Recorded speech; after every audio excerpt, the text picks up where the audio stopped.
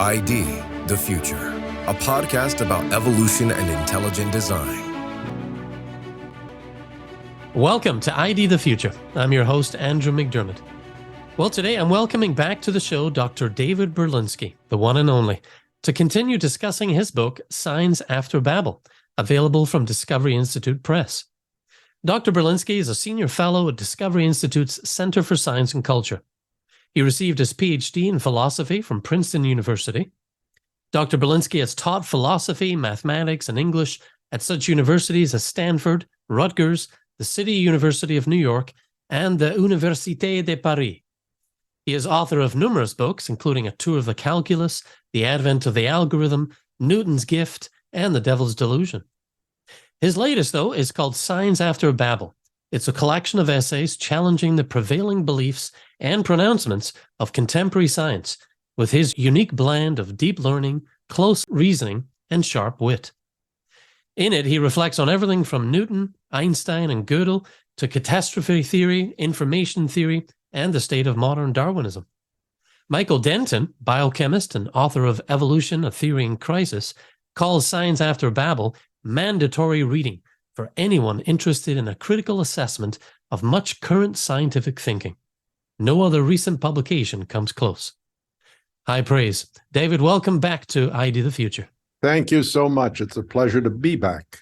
Our first episode, exploring Signs After Babel, touched on what you consider to be the significant overall themes of the book. There, we focused on the first two sections of your book, where we're considering the current state of Darwinian theory and the discontent that's been brewing in evolutionary biology for decades. Here, I want to focus on the middle portion of the anthology, and I thought we'd begin with Section 3, Microbe to Man. You start out with the origin of life question, and in particular, you take aim at the so-called RNA world hypothesis for the origin of the first life. Now, for those of the listeners that are new to this issue, what is the RNA world hypothesis? Well, let's just step back and retreat to a proverbial question, which is often addressed to children. Which came first, the chicken or the egg? Now, it happens to be a very good question because instinct and experience would suggest that neither came first because neither could possibly be first. If the egg was first, where did it come from? If the chicken was first, where did it come from? So it's a kind of a dark question because it has far more packed into it than you would otherwise suspect. If you say the question is unanswerable in its present form because neither came first, you're faced with an infinite regress in poultry management, right? An endless regress of eggs and chickens and eggs and chickens. There's nothing wrong with that intellectually, except for the fact that life seemed to have started on the Earth roughly 4 billion years ago. That's incompatible with an infinite regress of chickens and eggs. The same question could be asked about the universe too, but that's another story. On the other hand, if you reject the infinite regress, if you say that, well, ordinarily life only comes from life, but it had to originate, then you're left with only one other possibility at some time in the past. This is almost a logical inference. The chicken was the egg. That is, the identities begin to collapse as you go further and further back into the past. Now, origins of life research has been a continuous theme in biology, even since the 19th century when Darwin wrote about some warm, wet little pond with life spontaneously emerging. In the 1950s, 1960s, and thereafter, it became a kind of subfield of synthetic chemistry with the attempt to demonstrate that, yes, by any number of accidental processes, life could have originated from non-life.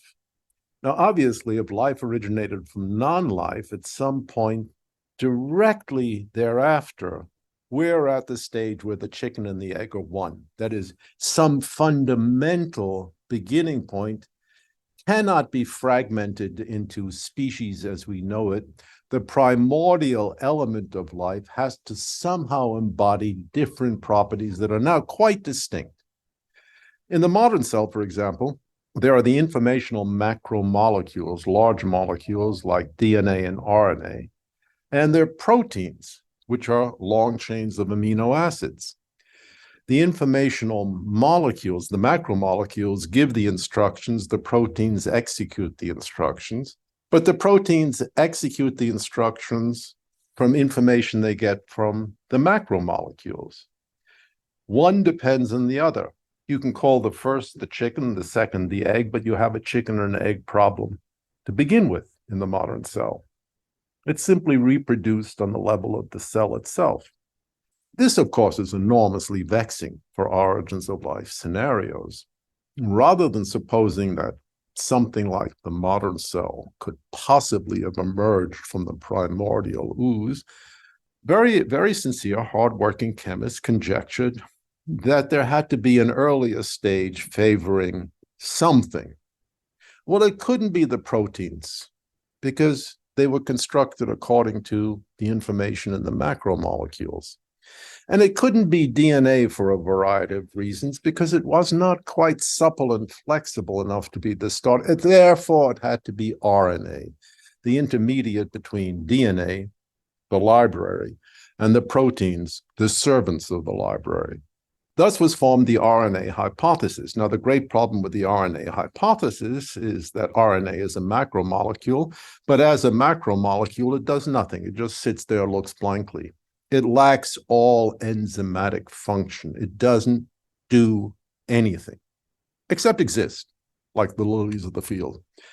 The discovery in the 1980s and 1990s that there was, in fact, a form of RNA with some enzymatic properties of its own was as striking as a thunderclap on a clear day. That was the ribosome.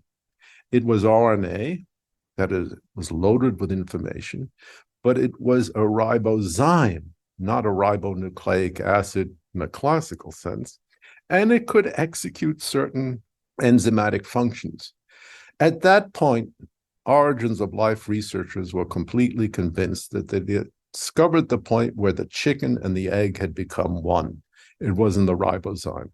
Not a bad conjecture by any means, not a bad conjecture, and a resolution of the original question, which came first, the chicken or the egg? Neither. There was a point where they were one. Wow, I like the way you put that chicken and egg question. Well, in the next essay, you step back from the particulars of this or that origin of life theory, and you make a wry observation about how evolution skeptics are treated. The title of the essay is "The Activity of a Cell is Like That of a Factory." That's an observation well worth making, given that scientists in Darwin's time pictured cells as largely undifferentiated blobs of protoplasm. But if life began as a single cell, and if even the simplest cell is a sophisticated factory, how do you go from non-life to a factory? And not just a factory, but one that can build factories upon factories. Of course, that isn't the point of your essay. Your point actually has to do with how science journalists react to pronouncements, such as we find in the essay's title. A night and day difference depending on who's doing the pronouncing. Tell us a little bit about that. Well, you pose the question in a way which I think admits of an unequivocal answer. How do you go from undifferentiated group of primordial chemicals to anything like the modern cell? And the answer is you don't. It's impossible. I think almost everyone acknowledges that. You don't go from a junkyard to an IBM supercomputer in a single step either. The question is, what are the intermediate steps? And it's really, if you look at origins of life research, say from 1955, when it really began with the Urey-Miller experiments, a beaker full of stuff, lightning bolt strikes, and they get some amino acids out or something, to 2023, there are two ways to think of the origins of life. It's getting somewhere or it's going nowhere. And both have very ardent spokesmen.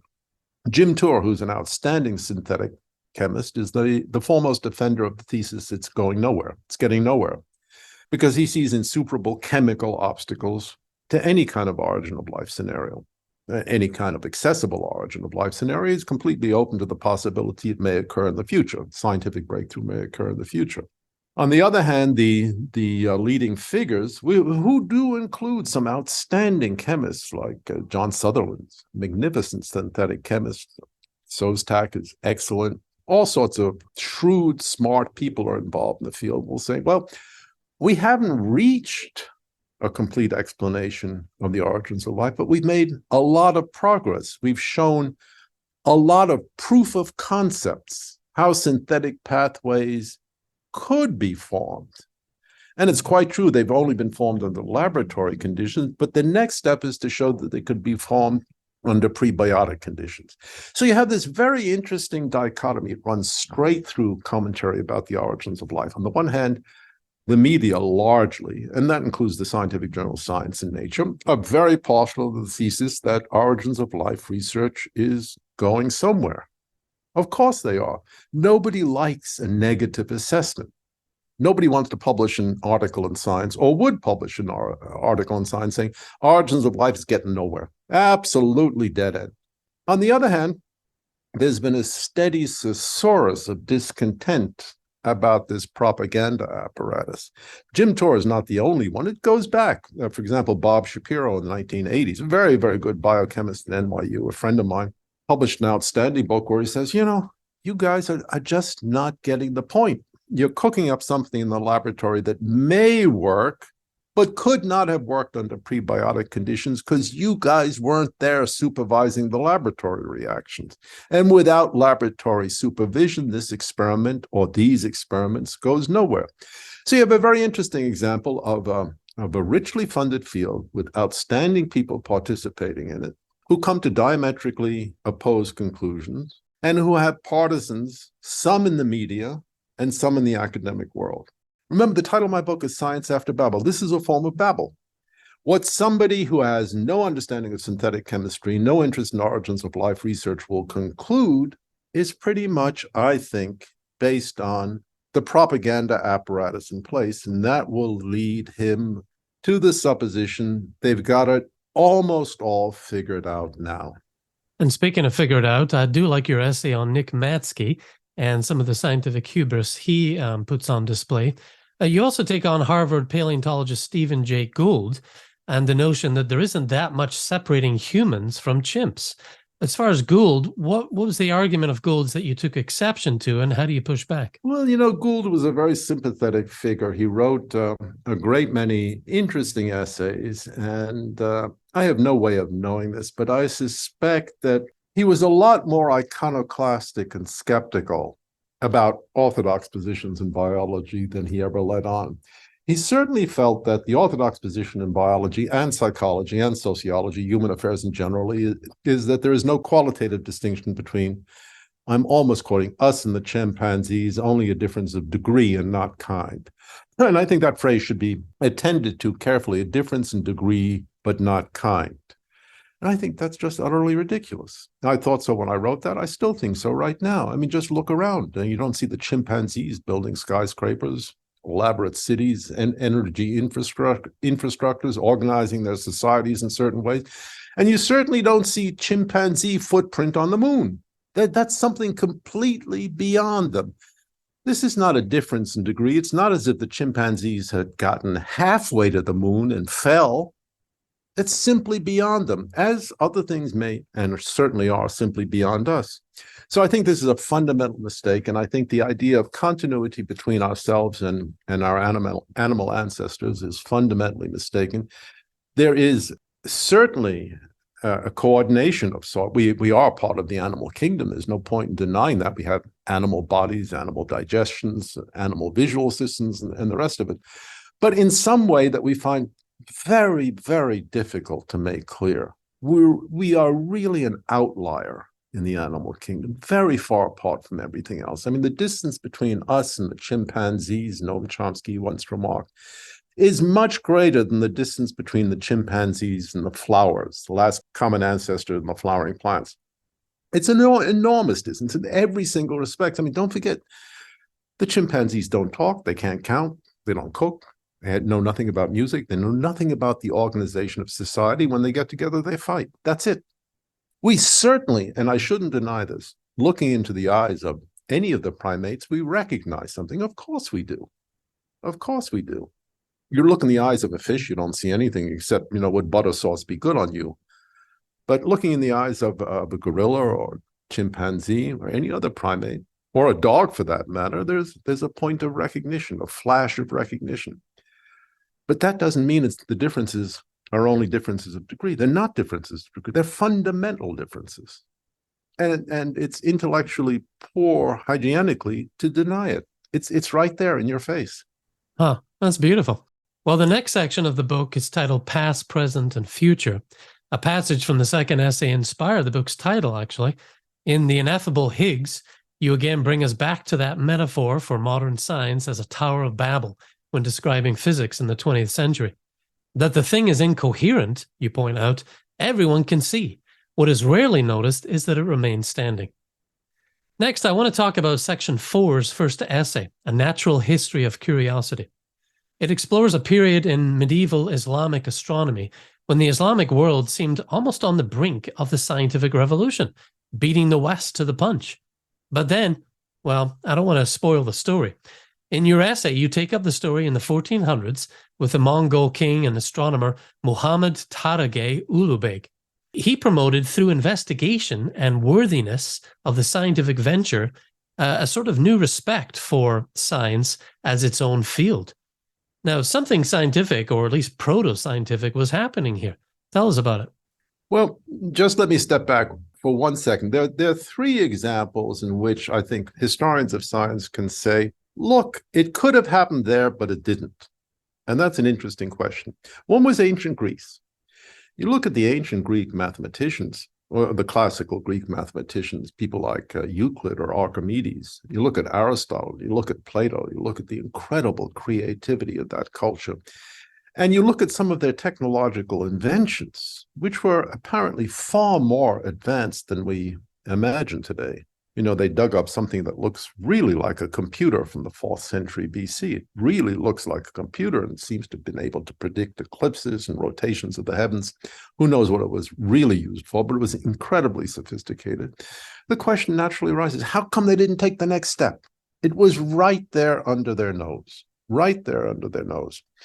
The second civilization where I think historians of science could ask the same kind of question is China, Tang China and Sung China, say from the 7th century to the 12th century in China, filled with sophisticated technological inventions, things that did amazing things, clocks, water wheels, pendulum systems, pulley systems, irrigation systems.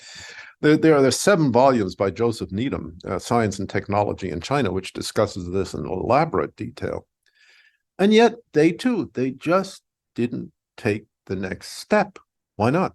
We don't know. And the third is the great Muslim Arab empire that really had its origins, say, in late 7th century, early 8th century, Baghdad, center of an enormous empire, came to an end in Baghdad in the 1250s with the Mongol invasion, but continued in Asia for another 150 to 200 years, especially in Samarkand, where the Ulugh Beg Observatory was created.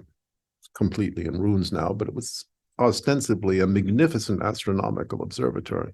And yet 150 years later, a comparable observatory in Istanbul, Constantinople, Istanbul, same city, was destroyed on orders of the Sultan.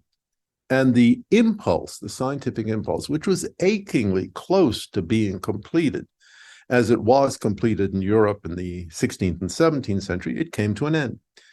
These are really deep mysteries in history. We are unable to truly to answer these questions.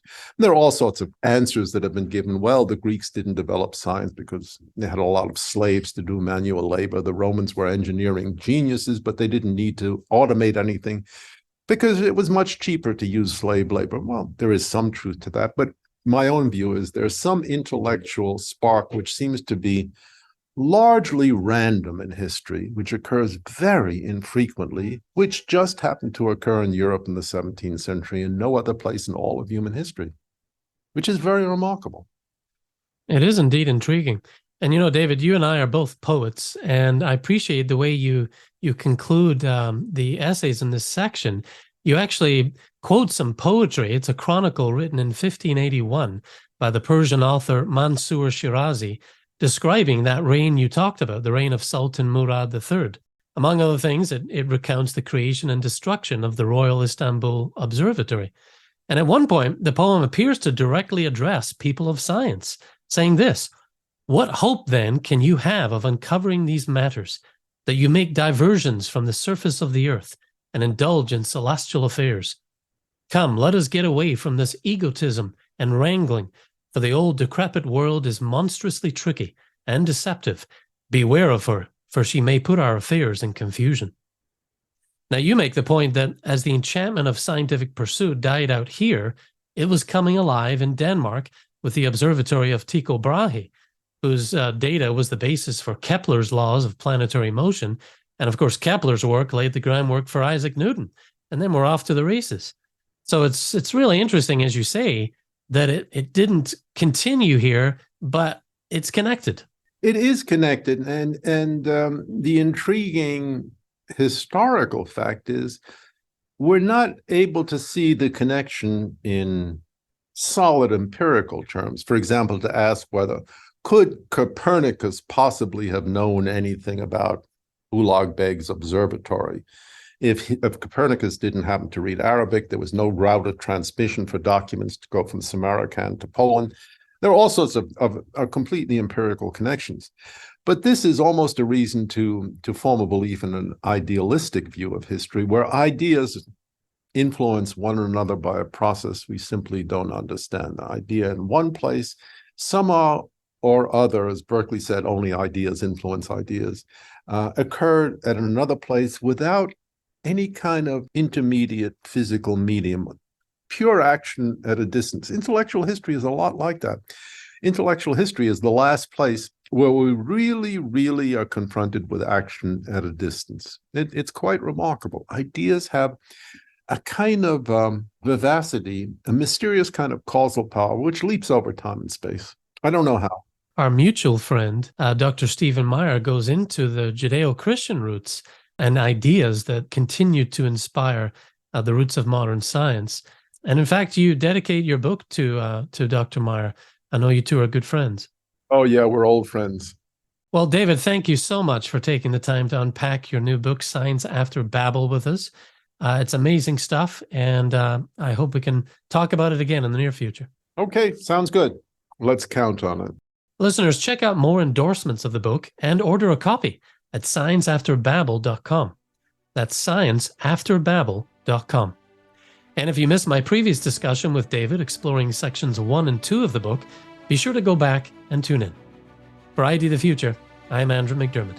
Thanks for listening. Visit us at idthefuture.com and intelligentdesign.org. This program is copyright Discovery Institute and recorded by its Center for Science and Culture.